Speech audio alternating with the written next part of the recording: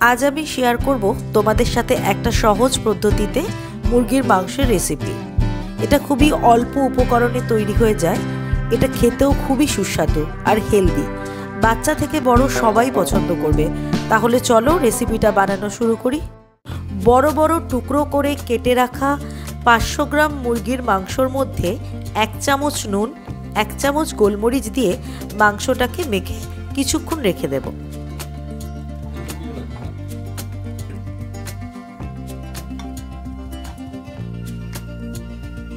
একটা কাপে 50 গ্রাম মতো টক দই দিয়ে তাতে হাফ টিস্পুন মতো নুন দিয়ে দইটাকে একটু ফেটিয়ে নেব।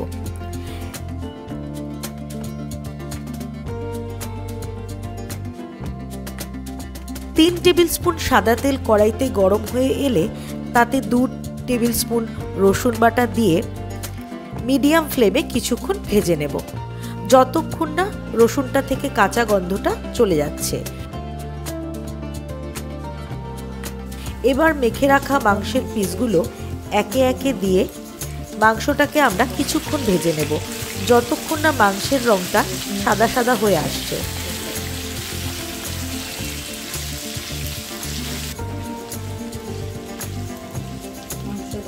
এবার ফেটিয়ে রাখা টক দইটা মাংসে দিয়ে 5 থেকে 7 মিনিট মতো কষিয়ে নেব।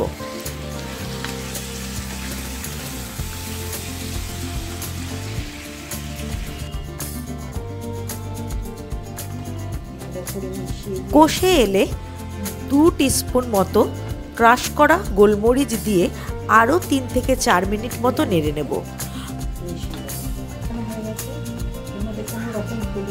দইয়ের বাটিটা ধুয়ে অল্প জল দিয়ে আরও 3 থেকে 4 মিনিট মতো কষিয়ে নেব।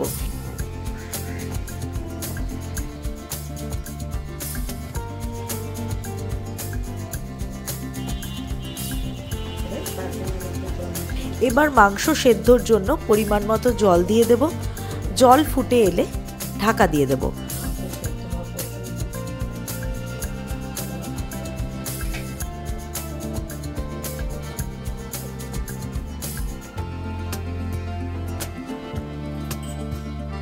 কুড়ি মিনিট পর ঢাকা খুলে দেখে নেব মাংসটা কতটা সেদ্ধ হয়েছে।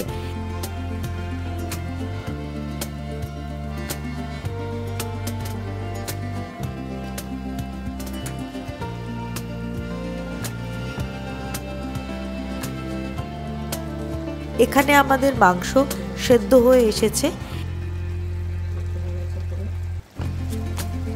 এবার আরও 2 টিস্পুন ক্রাশ করা গোলমরিচ আর 2 টিস্পুন বাটার দিয়ে এটাকে ভালো করে মিশিয়ে নেব।